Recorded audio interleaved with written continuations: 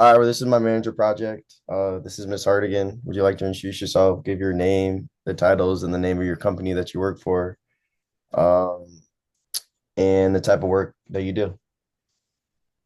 I am Trisha Hardigan. I am a senior global partner marketing manager. I work for a division of Amazon called Amazon Leo, and we are building and launching a set of satellites into orbit, low Earth orbit, so that we can help customers, first responders, members of the defense community, space community, increase connectivity with those underserved and unserved communities. All right, that's perfect. And then, how do you use your skills and what you've learned throughout your whole career to help manage your coworkers and help them perform at their best? I think the biggest thing I do is build relationships first, because I think when you have a relationship, it's always easier to work together and to trust each other and to give feedback. Right now, I'm responsible for managing people at two marketing agencies. So it's a different kind of management in that they don't report directly to me. So I'm very clear on what we need, very clear on deadlines that we need things delivered. And I work really hard to communicate on a consistent basis. All right, that sounds good. So we're gonna get more into specifics and like what I'm actually gonna interview you on. So, how often do you meet with your employees to talk about their performance and how well they've done throughout either like semester based or monthly or periodically? So right now with the agencies, I have a huge project that we have to deliver next Wednesday. So I am meeting with them for what we call huddles every day for 15 minutes to make sure that if they have questions, I can answer them. If they have something to review, they give it to me. I review it quickly so they can continue on hitting our deadline. Um, we just signed them up 6 months ago, so we gave them their first review verbally. Like they traveled here and we gave feedback on their progress and their deliverables. One of the agencies is doing really great, so we had nothing but praise. Another agency we needed to give constructive feedback to, in specific areas that we would like to see improvements. So since then, we've had several meetings on ways to specifically fix some of those areas. I had two of those meetings today. Perfect. I like that. And then you said you're in marketing, right? I am in marketing. Okay, so if you're in marketing, you have different departments, whether that's engineering, whether that's finance and accounting. How do you cooperate with those different departments to maintain efficiency together and not just basically how you're overlooking other people and how you can help them, but how are you also helping other people and cooperating with other departments to make your company more efficient? The two biggest departments I work with, and we're a small division within Amazon. The two biggest groups I work with are sales operations. I guess it's three. Sales operations, they manage all the processes and the data, and I need to depend on their data to report metrics. Product, we have to make sure whatever when we're marketing and talking about our product, we are saying what the product team has told us the product can do. We can't make up stuff, especially for the government world. And then business development or sales, I'm responsible for giving them tools and messaging so they can communicate to their customers and partners. And then my external departments that I work with are the partners who sign up to resell our product. And I like to say I am responsible for the care and nurturing of our partners. So I help them make sure they are ready to go to market. They have all the messaging, collateral, training, tools that they need to sell our solution. Got you. Okay, so coming back to the how you evaluate performances from your coworkers and people that you supervise. So how formal are these meetings? Like, are they sit down? Are they just casual at lunch? Like, and in these meetings, and what specifically do you guys talk about? Do you talk about their work performance or how they could do better or things that they are doing good? Are they more positive or negative, do you think? And how formal do you think they are? The formal feedback will come at the end of the year, and then we have to document it. The informal feedback is what I just referenced, where we sat down and we had sort of a verbal conversation with the senior members of the agency, my boss, one of my colleagues, and myself. And I kind of led the conversation to what was going well and where we needed to see some improvements. Would any of these chats be on the phone or through text or maybe on Zoom or they're all in person formally, like sitting down, would you say? Um, Usually when we're giving feedback, we at least can see the person. Ideally, it's preferable to do it in person because you can read body language, you can look people in the eye, you can smile to make them feel more comfortable. Um, but otherwise, I prefer to do my second choice would be Zoom or whatever, where I can see a person like I see you now. And with these conversations, they can be kind of tough, whether I mean, or they could be good with promotions, firing, or just giving more negative but positive feedback, because all those type of things help your company and your coworkers strive. But how are these documented or these chats and these formal sit downs documented? Do you jot it on a piece of note?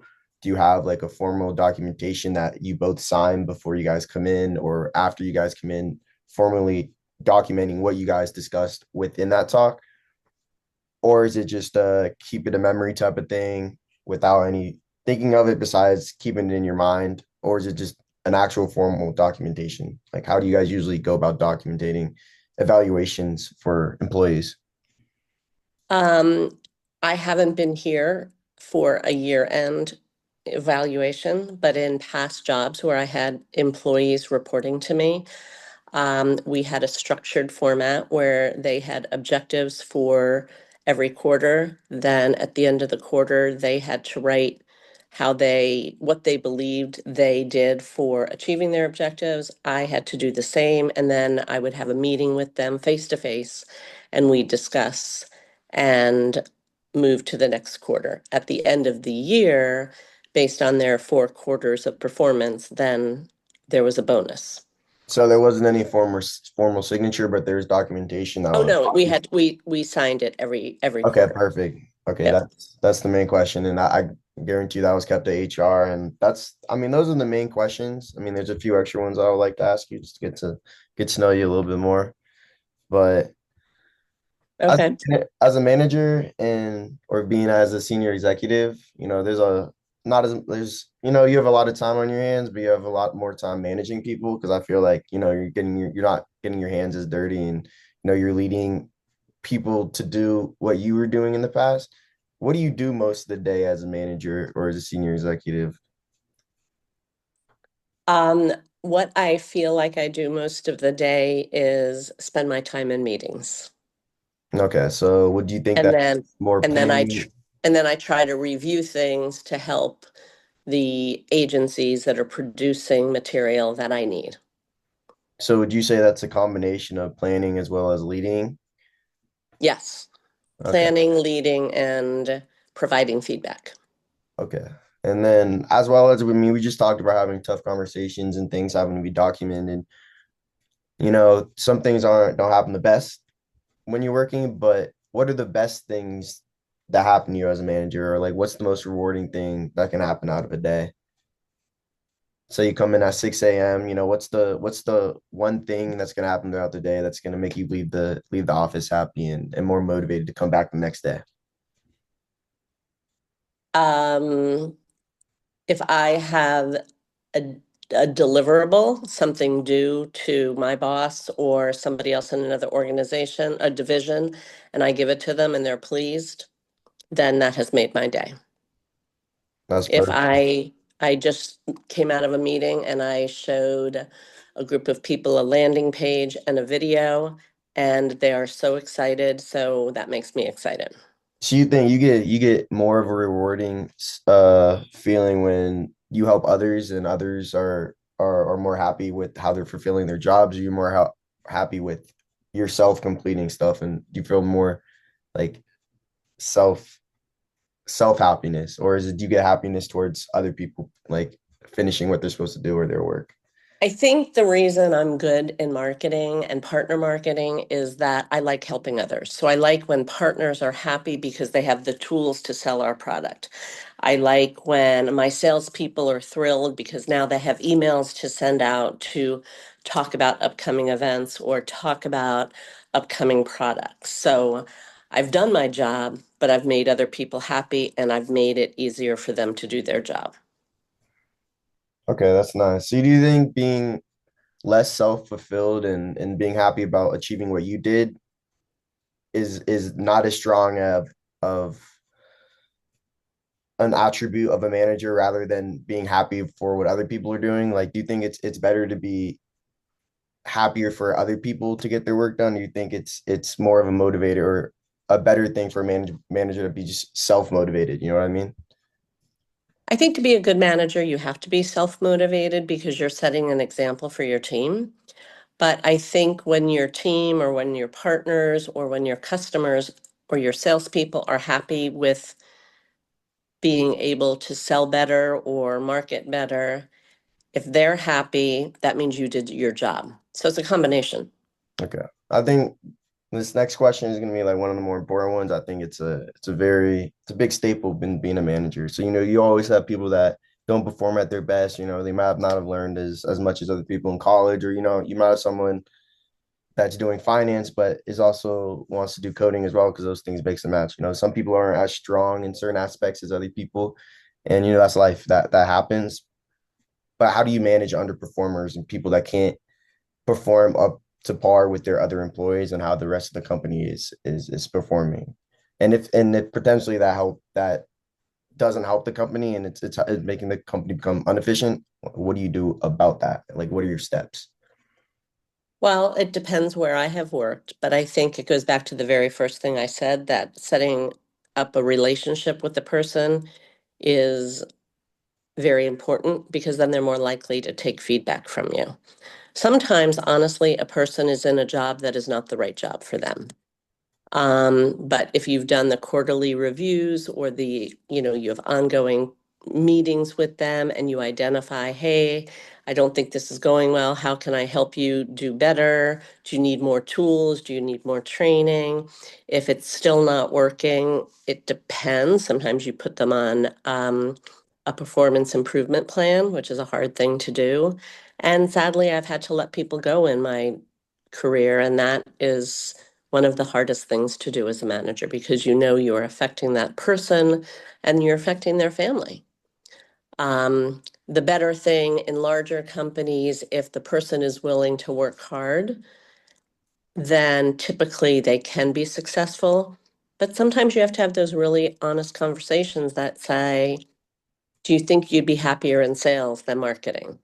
Or is there another job that you think you would be happier in, and let's fix what's wrong here, and then I'll be happy to help you prepare to interview for another role. Got you. And I like that. But has there ever been a situation where you've been like, maybe these person's skills are stronger in another department? Have you guys ever like have you ever had an opportunity to where like maybe you think they like you said, that's not the job for them and they might be stronger in with other skill sets? Have you guys I've ever had placed I've had someone? people that were good at marketing, they didn't love it. Mhm. So they were never going to be great at marketing. And so they've gone on, moved on, and took a job at project management because they like managing the steps rather than doing the stuff in the steps. Um, I had somebody from finance come into my marketing team in my last company. And selfishly, that was great because that person could do all of our data analytics for marketing. And that was something we didn't know we needed. So that was wonderful. So yeah, sometimes you can take a set of skills from one department and apply it in your department or take the skills a person has on your team and allow them to grow in another department. Got you. Well, that wraps it up. That was the last question. Miss Hargan, I really appreciate your time. Those are wonderful answers, and I know you probably make an amazing manager. An amazing last name, by the way. But Thank you. I like my last name. I like yours too. no, yeah, same last name. It's crazy coincidence, but yeah, have an amazing rest of your day. All right. Thank you.